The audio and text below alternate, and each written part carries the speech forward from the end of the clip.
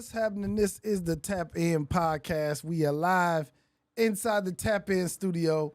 I got a special guest in the building, man. All the way from Toronto, Canada, Mr. Warren Navarro. How you doing, sir? Thank you so much. I'm healthy. I'm happy, really happy to be here with you. you. Good, man. Thank you for coming, man. 100%. Yeah, thank you for coming. Thank you for tapping in with us. Absolutely. Man, I got so many questions, but I want to start. Here's where I want to start. Because I seen a ad on Facebook and then on Instagram about EV gas station that they were doing a crowdfunding for in Mission Hills, California. That's right. And so I looked into it and I said, yo, this is the future. I can see this being the future. And then I just started doing some digging on my own. Like, yeah, there's no infrastructure for EV gas stations. I mean, for EV cars. Well, there's a lot of it out there, but it needs a lot more. Like, if you want to compare with EV to gas stations, just how many gas stations are there in America? A bunch, a ton. I can't even count. Yeah. Right. So the infrastructure on the EV side, this is all new technology. It's all new EV cars, public infrastructure. So you do have companies like Tesla. I always say Tesla's a great stock. Yes. Cars, energy storage, AI, the supercharging network. Mm-hmm. So that that supercharging network is a big money grab for Tesla. Like, and plus it enables them to sell their cars. Like, can't sell you a car without a charging. It's right. like selling you a phone without a plug. Right. Kind of thing. So, yeah, just like EV initiative. We're charge port operators, just like EV Go, Blink, Tesla, ChargePoint. We're not publicly traded like them yet, so we're still a private company. We wrote the IP, the intellectual property, which powers our charging network and the point of sale for you or my mom or whoever is going to pull over off the highway and start a charge. We made it so easy that mom can use it. And that's the idea, to keep it so easy that anybody can start a charge, because us as a business, we want to capture that revenue, capture that charge session and making sure they're having a good time, as in basically easy to start a charge and get up out of it. Yeah. How did you get into this space? What is your background? I'm a Trini. What's that? Trinidadian. Okay. West Indies. Okay. That's my background. But when it came to EV, so before I was in the EV, I had my own company where I would reduce or offset the energy consumption of buildings. I've been in sustainability or building projects for so many years. In the time when I had that business, I was incubated at a university in Toronto, Ryerson University. They changed the name recently. But in the space, there was some other startups that were doing things with EV as well. And here I am actually taking carbon out of the air, making buildings efficient with these projects like micro combined heat and power, LED lighting retrofits, et cetera. And every time there's a tour of students or like politicians would come through the space, they'd always show them the EV stuff. This is early. This is like this is like 2016. Okay. So they always look at the EV stuff, and I kind of just like, what's going on? Okay, so all the attention's going over to EV, and kind of fast forward through the whole thing. I left, working for myself to join a team, and it was a startup. It was a couple younger people. They had a dream to build an EV charging network and write the IP, et cetera.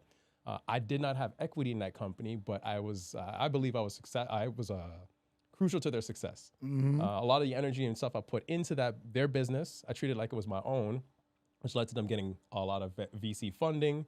They expanded their team, and now they're doing their thing.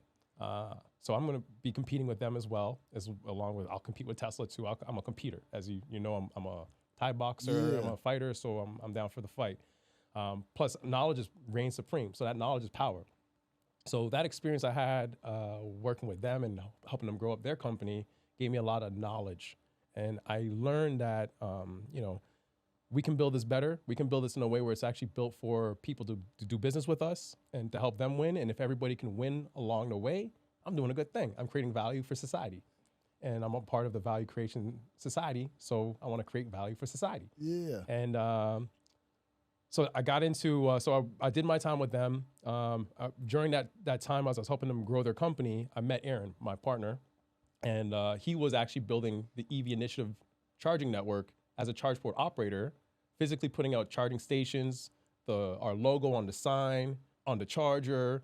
But then when say mom would come up to the station to start a charge, the driver would come start a charge, there's a big brand disconnect because at that time, EV Initiative didn't have our own software. So it was like, okay, now interact with this third-party app that is not even on this charger and led to a lot of confusion for your regular person who's just trying to start a charge. So we said, man, we got to be able to simplify this, make it more concise. User-friendly. Exactly. Yeah. Or just for the user-friendly, yeah, but also just like, it says EV Initiative, I should be using the EV Initiative point of sale too. So there's no brand disconnection. Got you. And since then, we built our IP, we built the software in a way where we can white label it to other brands, recognizing that there are other companies, other groups out there that are larger than us for a startup. You have like, say, McDonald's. Let's say McDonald's wanted to build a supercharging network, or Starbucks. Starbucks already doing things with ChargePoint, which is another charge port operator.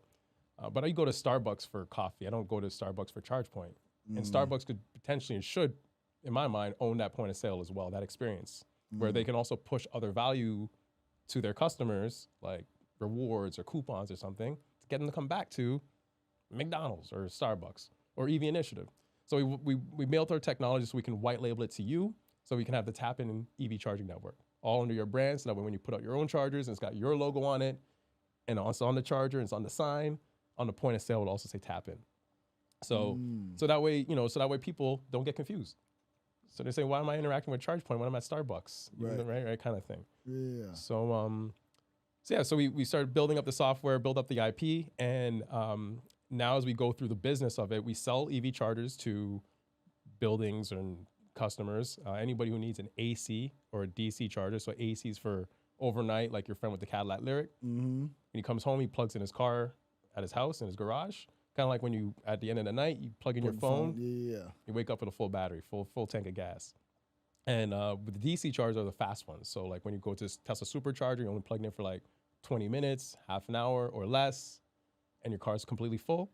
We have the DC charger. So the one we're doing in Mission Hills, Los Angeles, we've gotten to the point where, we sell chargers. We also work with third-party landowners, and we will also get them chargers.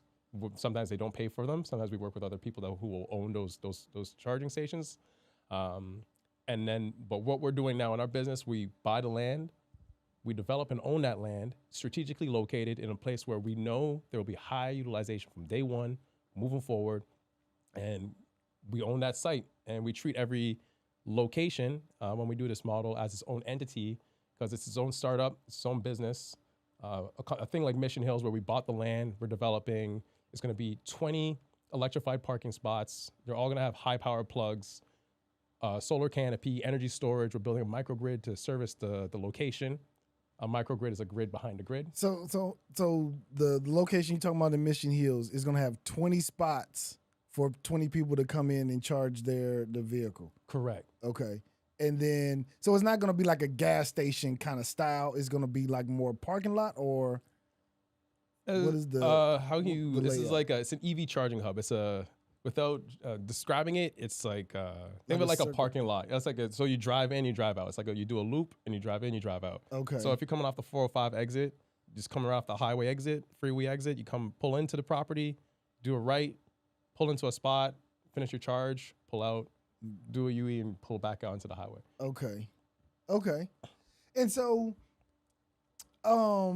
is the one in Mission Hills, that's the only one that you guys have, or you guys have two locations? We have more locations, actually. Really? Yeah, we do. Mission Hills is the first one, though, that we've opened up to the public. It's actually the first time it's been done. So you can buy Tesla stock, and they got a lot going on. Yes. You can buy EVgo stock, and they have a really large charging network, publicly charging network. They have a different business model. They work with third-party landowners, and they put their hardware on and they have a land agreement, like an operating agreement. But Mission Hills, with EV Initiative, we bought the land. We're developing the site. We're going to own and operate it. We're the majority shareholder of the property, but we're sharing the opportunity with the crowd, the people. The reason why we did it specifically was to build a large audience of people invested in our success, praying for us to win. In this world, there's a lot of people trying to take you down. And even if I was to work with the banks on these properties, the bank also wants me to lose so that way they can take the land. So if I crowdfund and take a different approach and put people first who are working with us, they're going to be using it anyways. So if we can, and if you as a driver, say you're an Uber driver, imagine you could pay yourself to refuel now as you do your work. That's a great benefit for anybody, I'd say. So we decided to do this crowdfund, starting with Mission Hills, LA. This property is not the largest plot of land, but where it's located, we have over 600,000 vehicles per day within 2 miles, including the community. Most of the traffic's coming right off the freeway. The 118, the 5, and the 405 exits, like right there. And the idea with this is just we put up this plugs in LA. I'm not sure if you've been out there or visited these sites. I'm from there, so. You know. Yeah. Man, every single charging hub, they're all slammed. Like you go to Tesla, there's a lineup. You go to EVgo, there's a lineup. Electrify America, lineup. The way they usually deploy the sites, you usually have, it's usually in a mall, and they'll have like 6 to 8 chargers with a couple of them broken. And there'll be a lineup. I know stories of people pulling guns on each other because people are cutting them off in the line. And this is America. So what we're doing is we got the land, we say, okay, maybe there might be a lineup, maybe there won't be. But if we put out 20 parking spots where people can pull in and charge, chances are someone's gonna be pulling out and leaving almost all the time. So there's gonna be a flow. How long would it take for them to charge their vehicle if somebody is? Great question. Yeah, how long would it take? Depends on your car. We're putting out almost as fast as we can. So I went to CES the other week, saw some really cool new hardware. I geek out when it comes to this stuff. Now they have 480 kilowatt charge. That's like half a megawatt EV chargers. So what we're engineering is 400 kilowatt dual plug. What does that mean for the common people? For the people who are not as savvy, what does that exactly mean? Stupid fast charging. It's gonna take like 15 minutes or 20 minutes or less. Depends on your car. So if you have a Taycan or like an Ioniq 5, like a Hyundai, they have 2 types of architecture for the cars. You have 400 and 800 volt. 400s, they can tap out at I say tap out. They can drink how much electrons they can drink, how big the straw is, but they can take about 220-ish kilowatts up to. And then the 400 volt architecture can take like 360. And so 800 volt can take like 360 kilowatts. Super fast, faster. So generally when you go to like Electrify America, they have like 180 kilowatt chargers out, and you'll see like it'll take maybe a half an hour to charge the cars. So it'll be lines of people waiting for half an hour, waiting for their turn. The idea with this is we want people to be in and out. This is a business. I don't want you hanging out. You don't want to hang out at this space. You want to just charge your car, get out. But us as the operators, we need to make as much revenue as possible. So there's charging revenue, but there's more ways to stack on these opportunities. At the value of the land, charging every time someone comes to our location instead of the gas station that's literally across the street, there's an offset for carbon in California. Low carbon fuel credits are a thing. So you add that to the revenue stack. Each charging space will have a TV and ad screen. So sell advertisements. Absolutely, because if you're hanging out for half an hour, if you don't leave your car, or 20 minutes, or however long your session is, 10, whatever, you're gonna maybe look up and watch these ads, right?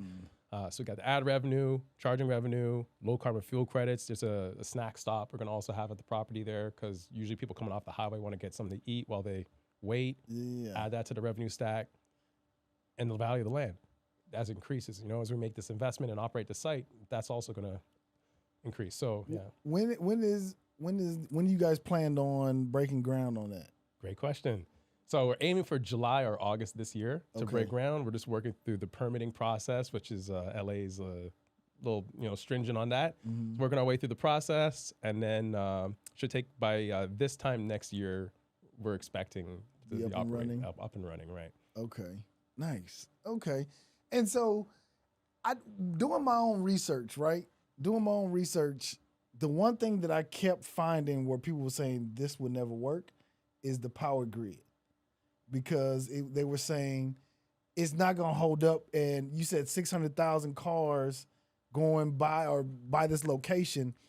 How is the power grid going to be able to hold up to be able to charge that many cars in a day? LADWP, Los Angeles District of Water Power, is our utility for Mission. They're providing more than enough power for us. They've given us a 4,000 amp service, like a lot of power basically. But we're going to build a grid behind their grid. So they're going to give us X amount of power. There's other things to also think about that I guess like the regular person won't. Because once we start operating these and charging cars all day, all night, in the middle of the afternoon, there's a thing called demand and peak charges, which is just like an extra tax on top of the money. Yeah. I'd rather not pay that.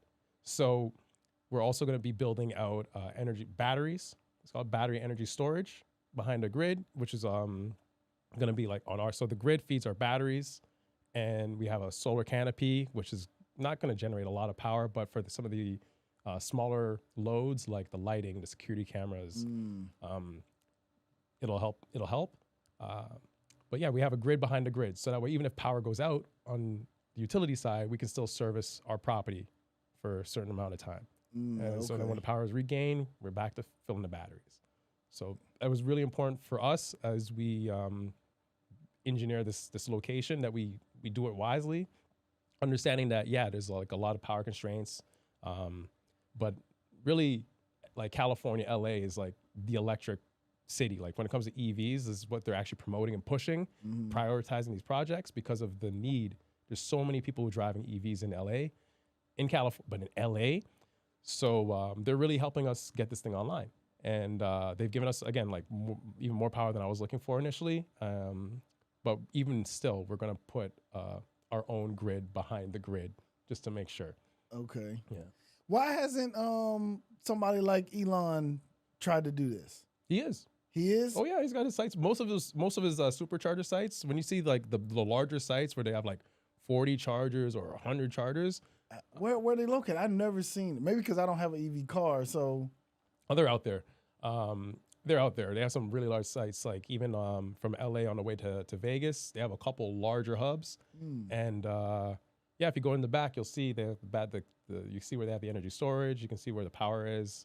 Not a lot of people go and look at that stuff because it's usually behind a wall. That's where the nerds be hanging out, I guess. But people just like, they want to charge their car and leave, and that's, on a simple, basic level, they just want to refuel, get out, get their gas and go. Right. Dang, okay. And you said he has these, you said Elon is already doing this, right? So there is proof of concept that this will work. There's another company. We have competitors. Yeah, it's not just us. I'm not the first guy to do this. Okay.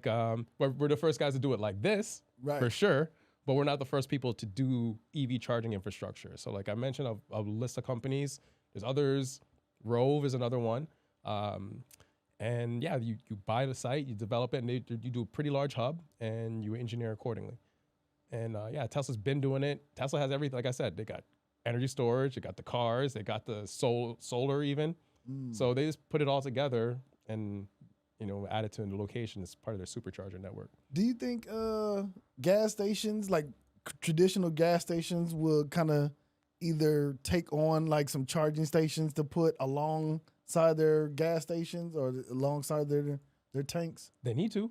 And they are, not all of them, but like Buc-ee's, I was even talking like Buc-ee's is doing it, Wawa's is doing it.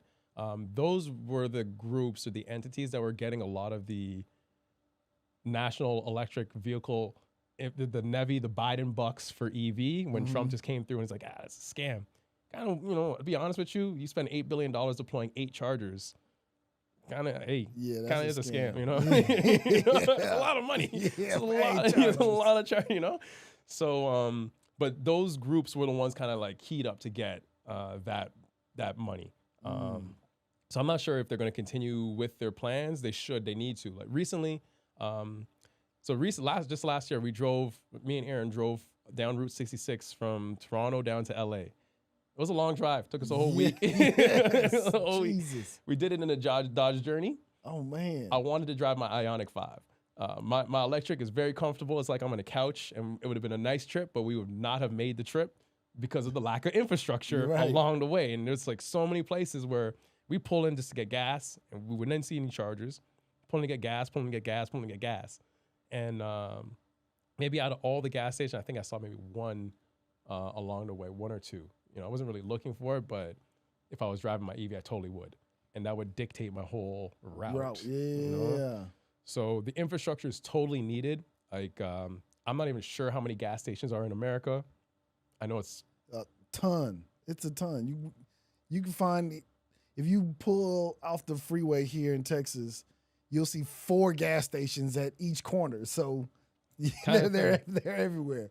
right. Yeah. So that's what's needed for regular people just to make the switch overall. Like, so you might have the one thing that's different with EV though, you don't have to leave your house to go to the gas station.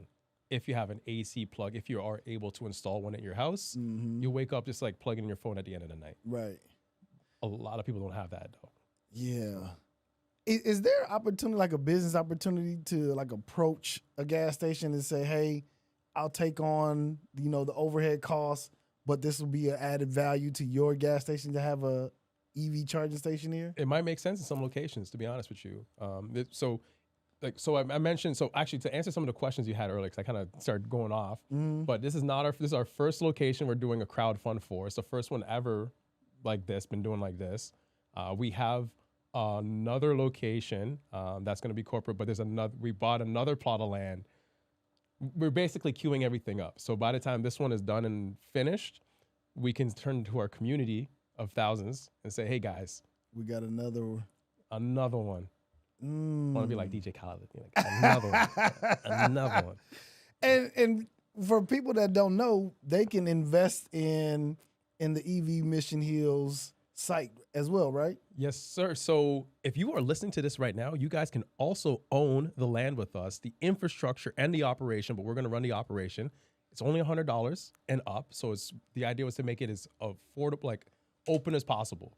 So, McDonald's is almost like you take a couple people out, you can spend $100 just getting fast food these days. So we said, okay, if for $100, you can own something that will pay you back a dividend off of the usage, depending on your share of ownership. A lot of people do 10,000. A lot of people do $100 because that's what they can afford. So that was the idea: is what makes sense to you. We wanted to be open so you can make the best decision on your side. Shares are $1.86 each. Again, we're a privately owned company, so we're still not. We haven't done the IPO yet. That is in the plans for the future. So everybody who's participated and is getting value out of us and supporting us, there'll be another opportunity for you guys to win later on in the future. But if you own a share of ownership, all the shareholders get paid twice a year. So I pay myself twice a year, and if you own shares, you get paid twice a year too. And just it's according to how much you own of the overall, right? Right. And that's the idea with Mission Hills, and it's exclusively owned by the shareholders. Everyone else is just a customer. With 500,000 vehicles a day passing, if you own it or not, I hope you pull in for a little bit, grab some food, and leave. All that adds to our revenue stack, and then it supports us moving on to the next location and the next location. Yes. How much will it cost if somebody was to charge their vehicle up? Like, what is the average cost for fully charged? So it depends on what, so I charge a lot because I'm from Toronto. So the price of electricity is different. Okay. So basically we mark up electricity and we resell it for the service. If it costs you $100 to fill your tank, it'll probably cost you like $20, $25. There's a big money savings by driving electric. Really? And that's why I love asking people, how much it costs you to fill your tank? The driver that took me yesterday, he says he does $260 a day. He drives a lot. Yeah. A big car. Yeah. $260 a day. I said, man, it's a lot of money. Yeah. I went down to CES. I was sitting next to a guy. He drives a truck. He spends like $3,500 on gas a month. God. I said, man, you could buy yourself an electric truck and save a lot of money, like just off the gas. Yes. Buy yourself an electric, put it on a payment or whatever. You're saving money. So I believe it's just the economics. So EVs, a lot of people have different opinions on electric cars versus gas cars. Gas cars been around for over 100 years. It's not that efficient, right? Like I want to say cheap, but like I'm smart. Like if I put $1 into my car, I want most of that dollar to go to get me somewhere. Right. I put into my gas car, about 20 cents goes into motion, and 80 is just going into the air. So I'm like wasting money almost. I put $1 into my electric car, like 95 cents, 90 cents goes to motion. I like that better. and I think that's what's going to be the big switch for people, where they they can get to work, get to their job, get to the gym, wherever they're going, and pay like significantly less than what they're used to. Yes. You know? Yeah. So, and you don't have to do maintenance. So there's a lot of benefits to it. The cars, the performance it's real. They drive a lot different. Speaking of maintenance, on the EV station that's in Mission Hills, will you guys have like a tech on staff that will be able to fix it so they won't run into that same issue of charging stations being broke down? Right. So So the answer is yes. The idea is to make sure that those stations are online like all the time, because a station down is lost revenue. If it's not performing, like again, there's a lineup at these hubs, so we want to make sure they're all online. We're going to be installing security systems, cameras, etc., because we want to make sure that there's no cable cutters or anything like that happening, no vandalism. So the idea, again, is to make sure that the site's safe, secure. We'll have security patrols. Our next door neighbor is the Los Angeles Police Department. They're like right next door. There's always a cop car passing by. Listen, in LA, that don't mean shit. I know. But, I know. But what we're going to try and do is get some of these cops to buy in. Okay. Because if it's their property too, maybe they'll care a little bit more. Absolutely. Right. And I invested in it because once I seen it, I was like, this looks like something that's going to happen in the future. Like, because I just started looking around and I was like, there is no infrastructure, or it's not enough infrastructure, I would say. Yeah. And I was like, I can get in for $100. Oh yeah, I'm doing that. I'm like, yeah, I'm doing that. And so what I've been doing is every time I get me some money from my job, I'll just put a little bit more money and buy more shares. So it'll accumulate where when you guys do go IPO, I own a bunch of shares, and hopefully something good come out of that. You know what I mean? So if you are looking for like an investment opportunity where you can get in at a low cost, right? You don't know stocks, you don't know, all these other investment ideas, real estate. This is a EV gas station that you can invest in for as little as $100, and you will be part owner in the land. You will be benefiting from the revenue from the charging, from the snack bar, right? You'll benefit from all of that by just starting out with $100 investment into the thing. I love it. I think it's super. Thank you. Yeah, I think it's super dope.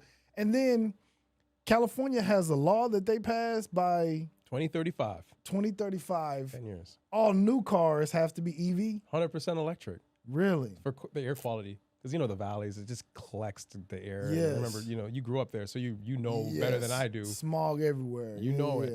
So they've been cleaning it up a lot over, for the last few years. Okay. Some years, and part of this, the electrification, people driving electric has actually done a lot of tremendous benefit to the air quality. So, 10 years from now, and 10 years is not a lot of time. Like I have a child, so I look at my, shout out to Amina. Shout out to Amina. She's like my big inspiration for everything I'm doing. She's a 6-year-old girl, she's about to turn 7. And I recognize that by the time she's old enough to drive her car, that future is the electric future. And these kids, these iPad kids, that generation, these digital kids, they grew up with technology. Like we grew up with, when I got Nintendo, I was excited. Yes. And we used to play with like 2 controllers. Now they don't even have a controller. Like what's next? There's a lot of things like what's next? Like, so I think 10 years from now, all these younger these kids are going to grow up and start getting their first cars, and it's going to be like they're going to look for the electric car. In my personal opinion, it's just that these new cars that are coming out every year, you release a new car, it's going to be cool. Mm-hmm. And these new cool cars that are coming out, the technology inside the cars too are changing quickly as well. So like right now, people have this thing called range anxiety. So my battery only lasts it's only 300 miles, 400 miles. When will I find another gas station, electric gas station kind of thing? I cannot even drive this thing. But some of these cars can go very, very far. Like we drove from LA to Vegas and did sightseeing in between and after and still had charge. Really? So as things go forward, I already know that the ranges are going to go further. So the cars will drive further. The charge times will shorten, and we'll still use the existing infrastructure that we deployed today. So I'm planning ahead for Amina's future, my child's future. Understand that by the time she's older, all her friends, her and all her friend group, and all those kids of that age range will be driving these electric cars, right? Yeah. So we're thinking about the future en masse. So today, LA's highest EV adoption in the country. This is why we selected that site. And we're focusing on LA first as we grow our network with like on the land side, on the land ownership side. Start in LA because that's where the highest demand is. We'll make sure that utilization means that like I can put out a charger here. I can also put a charger in Katy, Texas or somewhere. I don't know. And if I put it out there, what's the chance of it getting used? Like out of a 24-hour day, what's the percentage of it being used or it just sitting there by itself? So the location is really important in this business. I could put one in LA and it could have like, hey, who knows? It could be like 70% utilized all day and night, almost, right? Yeah. I could put one out in somewhere in, I don't know, name a state, name a place, and it could maybe not get used at all. So you do all that work and all that investment.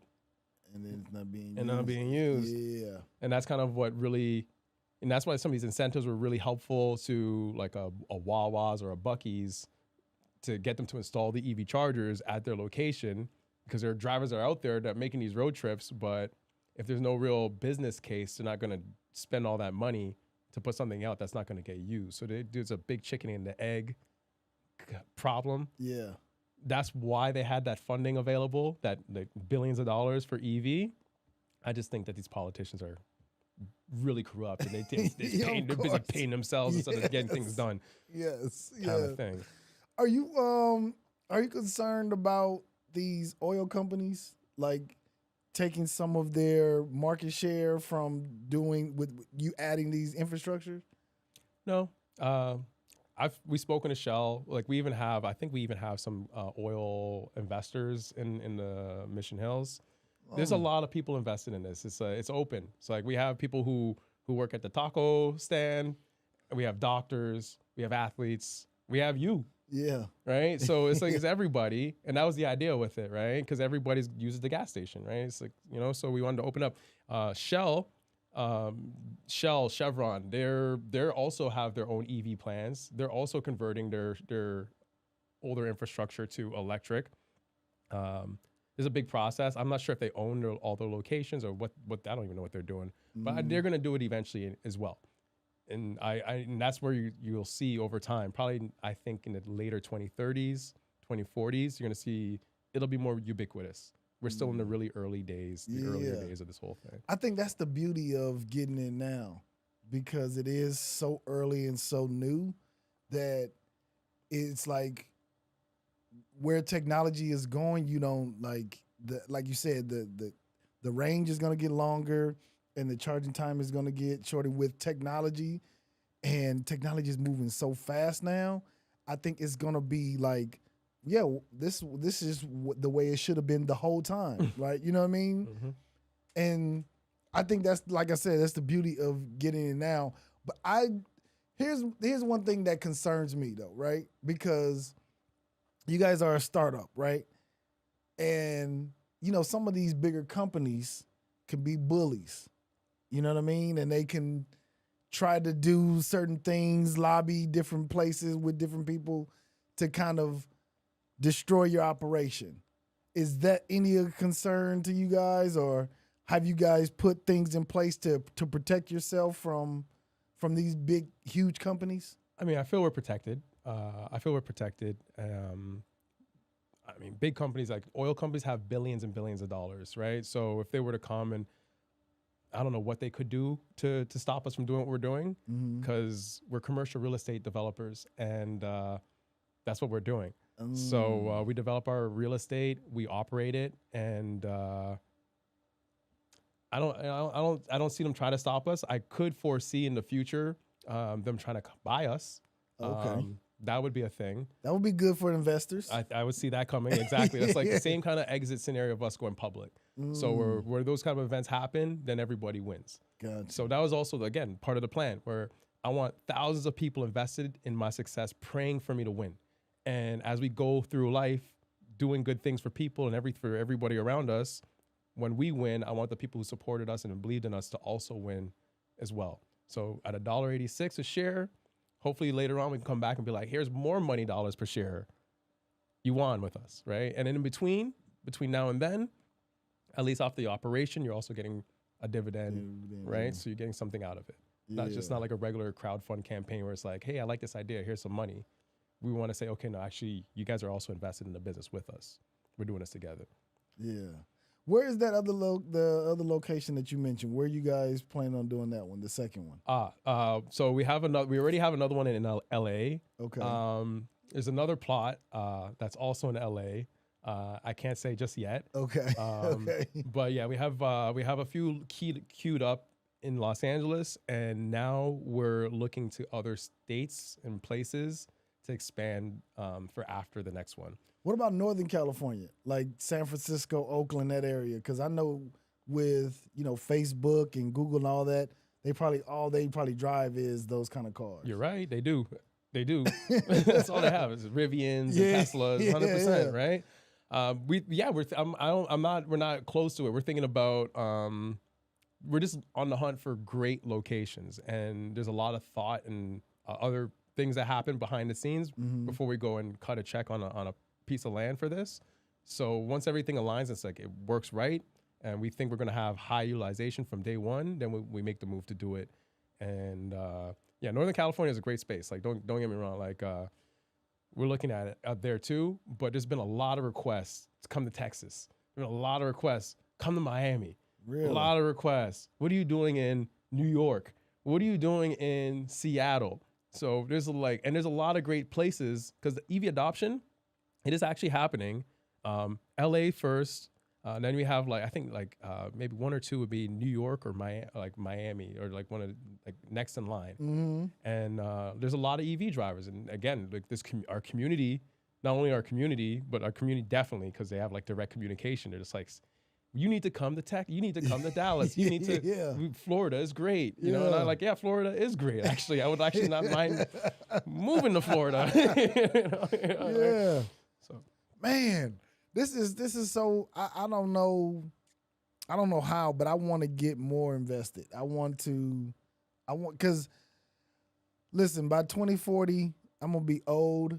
This money is all going to my daughter. So, but I want it because I just feel like this is a great opportunity for people who can see into the future, right? Because that's where I think exactly where it's going, and it's only $100 to get in. So I love that.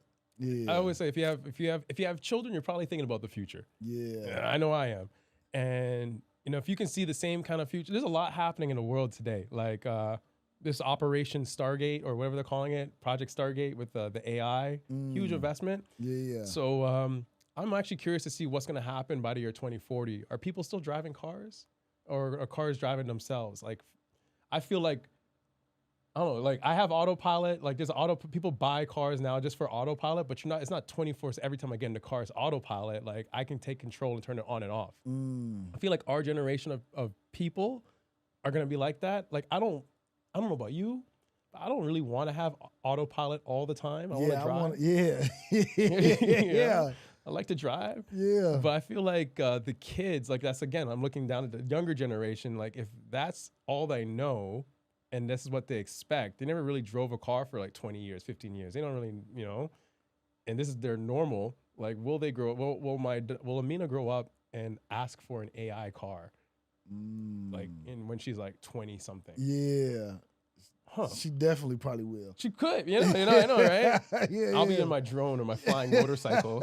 Yeah. And Golly, man, this is incredible.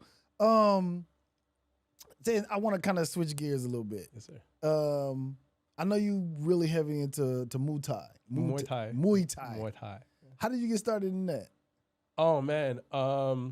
So I was I first found Muay Thai in Japan. So my second language is Japanese. Really? Yeah. 日本語話します。日本語めっちゃペラペラですよ。Warden des, yoroshiku minasan. I'll switch to English. But like in Japan, I saw there's a sport called K1. K1 is like the arrows like it's Muay Thai, it's kickboxing.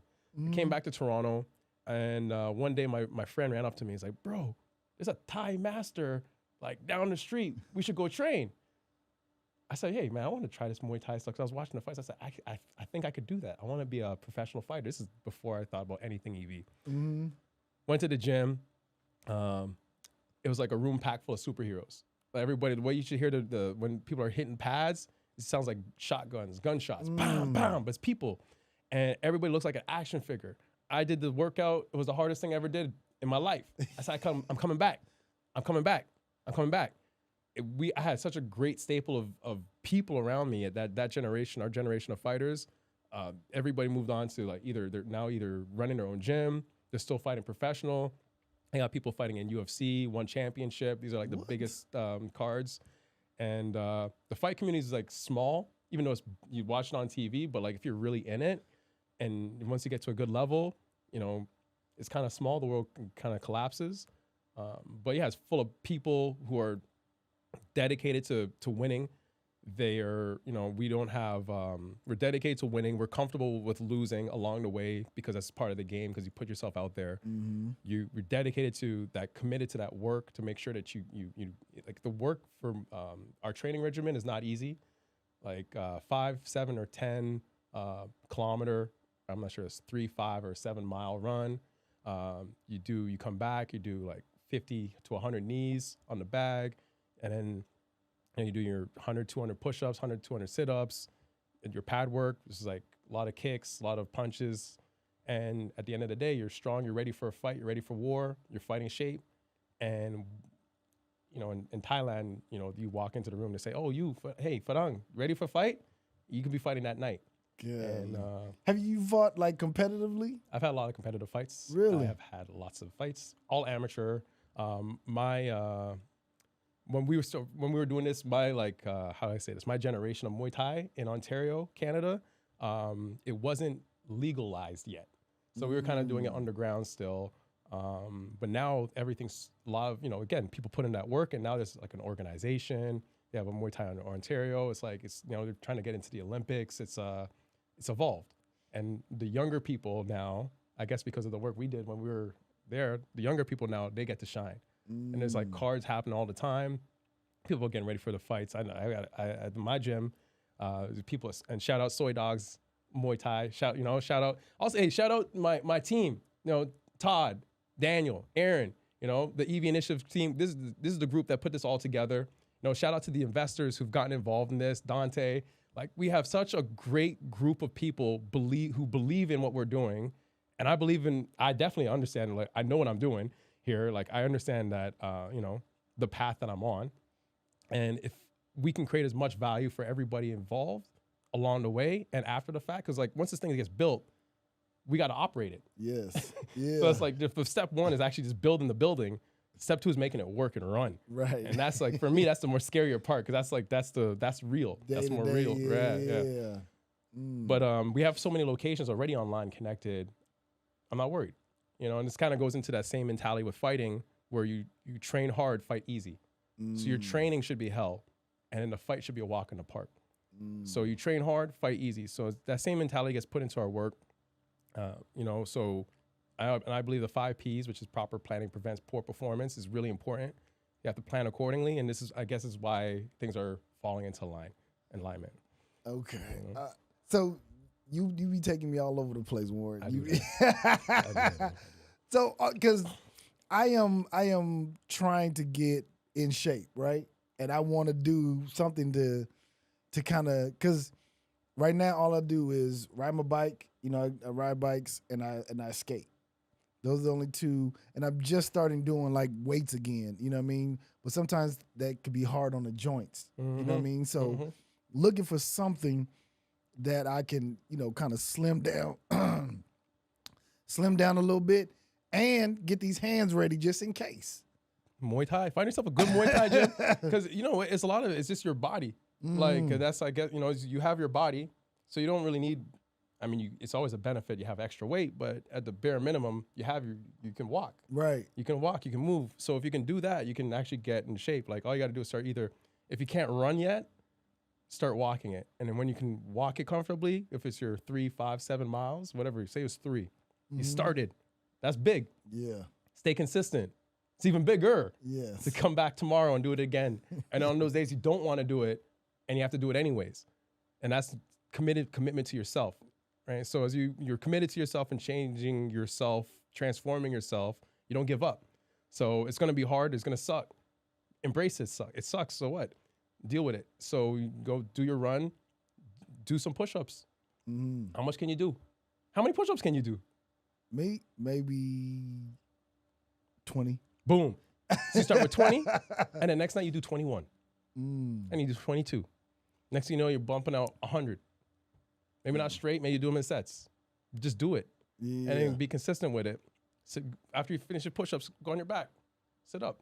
Lie down. Sit up. Lie down. Do that 50 times. And you can build up. Everybody can do it. It's just that we tell ourselves too much. We talk ourselves out of everything all the time. And especially things you know you need to do. There's always a reason not to do it. Right. Because it's hard and it sucks. Right. And this is like one of those things where it's like it's direct benefit to oneself. It's like there's it's like that. It's like spirituality and your physicality. Like you have your spirituality. I'm sure if you do or you don't, that's up to you. But that's like there's something to work inside there, and then you have your physical body that you roam the earth through. And in my mind, we should always put ourselves in the best position. Absolutely. Absolutely.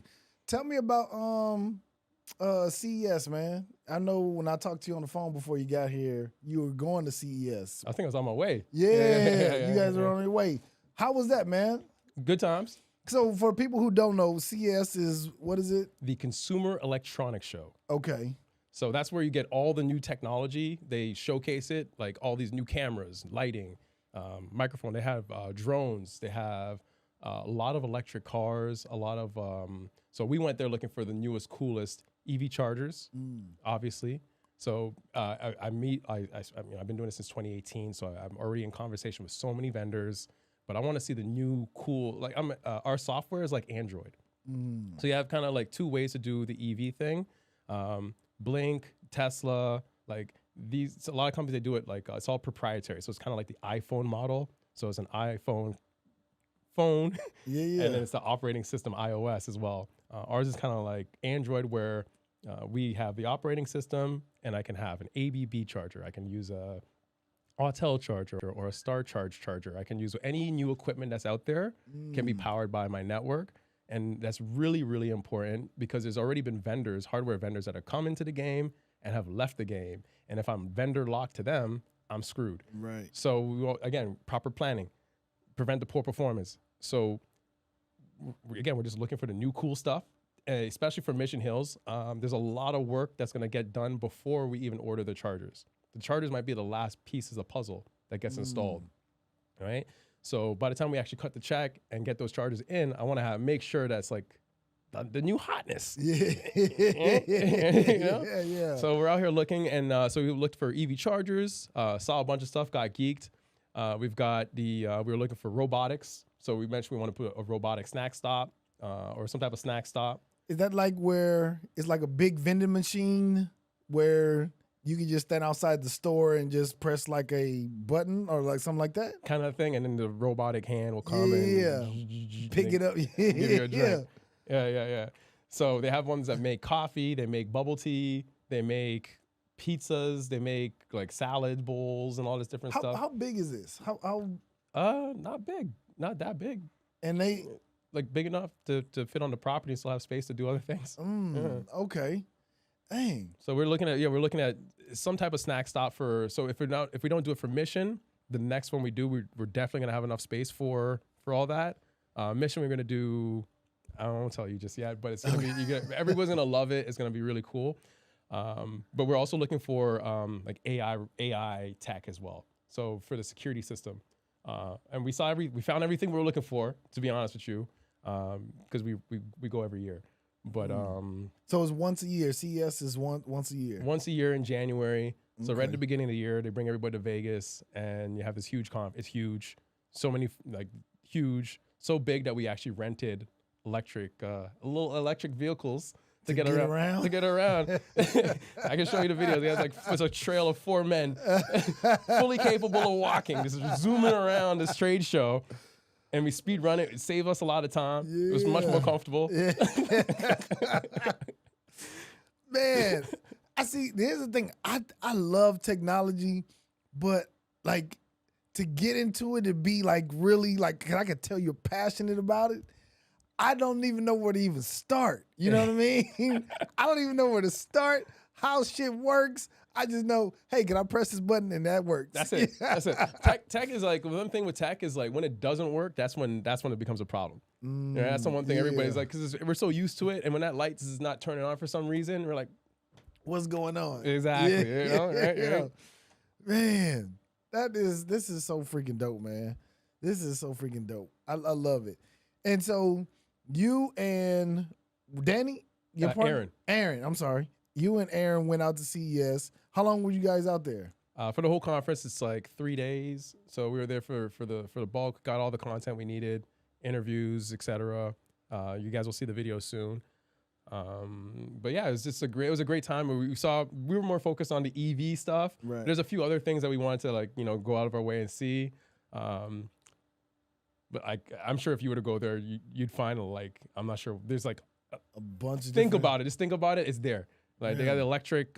They had electric bikes, dirt bikes. Yeah, they have a lot of different drones. You were showing me somebody showing a flying motorcycle. Flying motorcycle. Motorcycle. Motorcycle.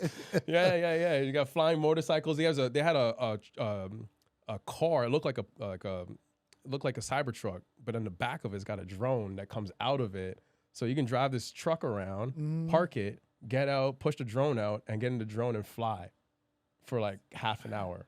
God. I was like, man, this is like perfect for like Grand Canyon tours. Like, and man, and then you could put in it. The drone was that big where a human person can get inside. 2 people, really. Me and you are gonna sit in this drone. So we drive to the place, we get out, and then the car gives birth to another vehicle. We get in that vehicle, and we fly away. And then when we're done, we fly right back. And we push the drone back into the car and we drive away. And then when it's back in there, it's like a iPod case. It's like it charges. So when you put it in the dock, it charges the drone. God, don't they have are they going to be more like flight restrictions for shit like that? Man, there got to be because the way these drivers are on the road, imagine them in the sky. Yes. You know? Maybe that's where the AI will kick in, and when they get off the ground, I don't know. Yeah, but something. Yeah. Because then you walk in and you just hear a crash. Someone there texting on the drone, you know? Golly. I love this, man. I love this. What else, man? It was so many. I had so many questions but you answered them all in the beginning. But it was. I think this is so fascinating, man. And I wish you nothing but success. You know what I mean? Because your success is my success and our success. So I think this is a wonderful opportunity, man. Well, thank you. And that was the idea. This is what we want. Everybody has to win all the time. That's my mentality specifically. I know other people don't think like that all the time. People think it has to be a winner and a loser, and I got to win. And I don't know. We just have a different mentality and different mindset. So are you going to do this with other locations as well, where you do the crowdfunding, or this was just the first one to just kind of see how it goes?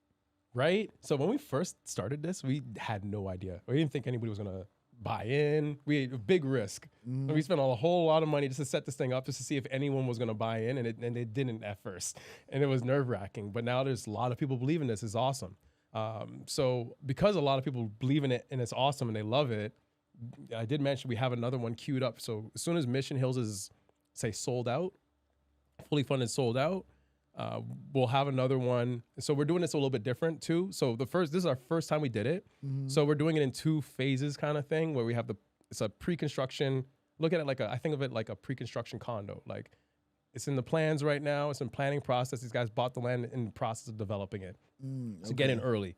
So we got the planning phase and we have the construction phase. So we're gonna have 2 rounds to this raise for this property specifically. So the earliest round is the pre-construction, which is happening right now, and in the community, if you evinitiative.network. So if you go to evinitiative.com, that's our main page. That gives you an overview of everything we're doing. We sell hardware. There's a link to the hardware shop, which is evinitiative.shop. We've got the community, which is evinitiative.network. We even have a merch store, evinitiative.store, right? So, and you can also find a software plan. So because people also want to buy hardware, but they need the operation. So they can go to our store, buy the charger, AC or DC, and then we have a software. They can become a partner and we'll power the charger for them. So for a low price, $96 a year. It's really cheap. It's cheap. That's the idea. That's the whole idea. Everything should be accessible, shouldn't be out of reach. If you need a charger, we're not going to overprice it and rip people off because this is all new. So I think that when something's brand new, getting started, there's going to be a lot of skepticism behind it, right? And so if you look at that Green New Deal money that Trump just killed off, I guess, that $8 billion to deploy 8 chargers and one wasn't working. It was like last year, however long ago, but it doesn't look good. It looks like the whole thing's a ripoff. Right. And that's like the feedbacks. But if we can make things happen, even, if we can make things happen and show proof, then that skepticism seems to wane away. It's like, this is real. So that's the whole idea with the crowdfund. So we put it out there, took the risk. People are buying it. They love it. We do have another one queued up for right after. And is that going to be is that going to be accessible for everybody or just the initial investors? We're going to turn to our initial investors first and let them know, hey, this is a thing. You guys need to get back in, get on for the next one. And the next property is bigger. Is really, I'm gonna say, but it's bigger. So then, but so first it'll be the network, the community, and then after it'll be open to the public. Okay. Got it. And then we're looking to buy more locations, keep on with our progress. Not all of them will be open to the community. A number of them will be corporate owned by us. And then, as we continue to develop and deliver these locations, we'll head towards our exit strategy, which is going public, or maybe Shell wants to throw us a check. Got you. And you guys are going to be operating all of the locations until that time. Absolutely. So you don't have. So as an investor, you don't have to do anything. That's the idea. Because you're awesome, but you don't know anything about EVs when it comes down to it, for real. Yes. Right? And that's the whole thing. It's like, you have your life. You think this is a great idea and a great thing to support. Get involved, but we are going to run it and make sure, because we are the majority shareholder anyway, so we need to make sure this thing makes money for us too. So if we're making money, you're making money too. And it's so basic, but that's the philosophy. Yeah, that's the bottom line. Yeah, that's the bottom line. And that's what everybody trying to do. You know what I mean? So, yeah, super dope. Man, Warren, thank you, man. Thank you. Thank you for coming. I appreciate you so much. And I am going to continue to invest until y'all say, hey, we're closed.